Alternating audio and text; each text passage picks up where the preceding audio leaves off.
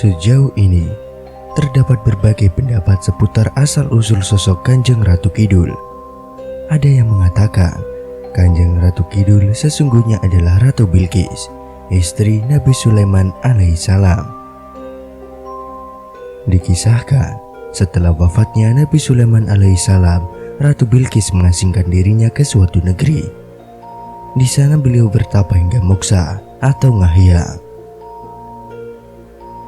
Legenda lain seputar Kanjeng Ratu Kidul adalah Dewi Nawang Wulan, sosok bidadari yang pernah diperistri Jaka Tarub. Sedangkan kisah lain tidak secara spesifik menyebutkan asal-usul Kanjeng Ratu Kidul, kecuali dia putri seorang raja di tanah Jawa.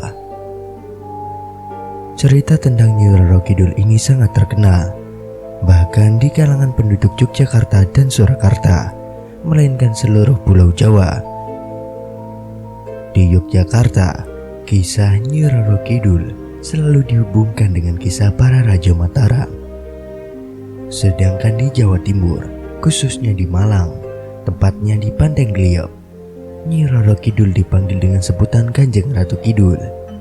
Di Pandeglang juga diadakan upacara labuhan yang dipersembahkan para pemuja Nyi Roro Kidul, yang meyakini bahwa kekayaan yang mereka dapatkan adalah atas bantuan Nyi Roro Kidul dan anak buahnya.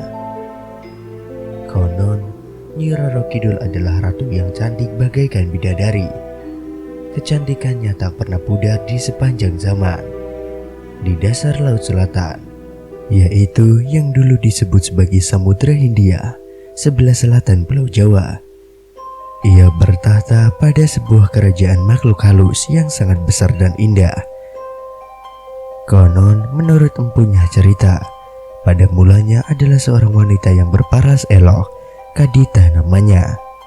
Karena kecantikan wajahnya, ia disebut sebagai Dewi Srengenge, yang berarti matahari yang indah.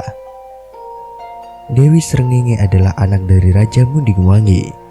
Meskipun sang raja mempunyai seorang putri yang cantik, ia selalu bersedih karena sebenarnya ia selalu berharap mempunyai anak laki-laki. Raja pun kemudian menikah dengan Dewi Mutiara dan mendapatkan putra dari perkawinan tersebut. Maka bahagialah sang raja. Dewi Mutiara ingin agar kelak putranya menjadi raja, dan ia pun berusaha agar keinginannya itu terwujud. Kemudian Dewi Mutiara datang menghadap raja dan meminta agar sang raja menyuruh putrinya pergi dari istana. Sudah tentu raja menolak. Sangat menggelikan. Saya tidak akan membiarkan siapapun yang ingin bertindak kasar pada putriku, kata Raja Mundingwangi. Mendengar jawaban itu, Dewi Mutiara pun tersenyum dan berkata manis sampai raja tidak marah lagi kepadanya. Tapi walaupun demikian, dia tetap berniat mewujudkan keinginannya itu. Pada pagi harinya, sebelum matahari terbit, Dewi Mutiara mengutus pembantunya untuk memanggil seorang dukun. Dia ingin sang dukun mengutuk Kadita, anak tirinya. Aku ingin tubuhnya yang cantik penuh dengan kudis dan katal-katal. Bila engkau berhasil, maka aku akan memberikan suatu imbalan yang tak pernah kau bayangkan sebelumnya. Sang dukun menuruti perintah sang ratu. Pada malam harinya, tubuh Kadita penuh dengan kudis dan gatal-gatal. Ketika dia bangun, dia menyadari tubuhnya berbau busuk dan dipenuhi dengan bisul. Putri yang cantik itu pun menangis dan tak tahu harus berbuat apa. Ketika raja mendengar kabar itu, beliau menjadi sangat sedih dan mengundang banyak tabib untuk menyembuhkan penyakit putrinya.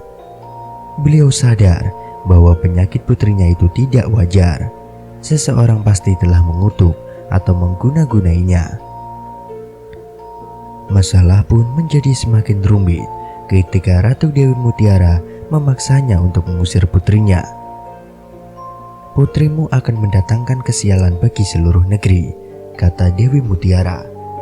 Karena raja tidak menginginkan putrinya menjadi gunjingan di seluruh negeri, akhirnya beliau terpaksa menyetujui usul Ratu Mutiara untuk mengirim putrinya keluar dari negeri itu.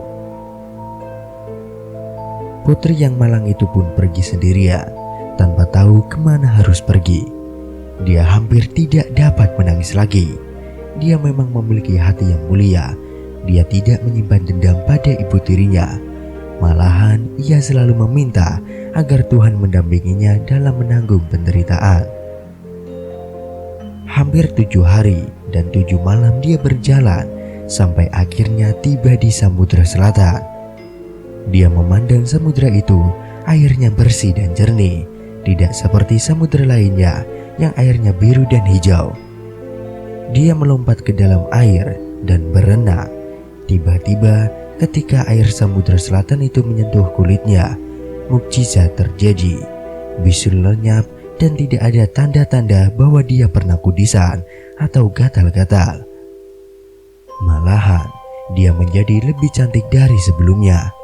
Bukan hanya itu, kini dia memiliki kuasa untuk memerintah sisi Samudra Selatan. Kini ia menjadi seorang peri yang disebut Nyi Roro Kidul atau Ratu Pantai Samudra Selatan yang hidup selamanya.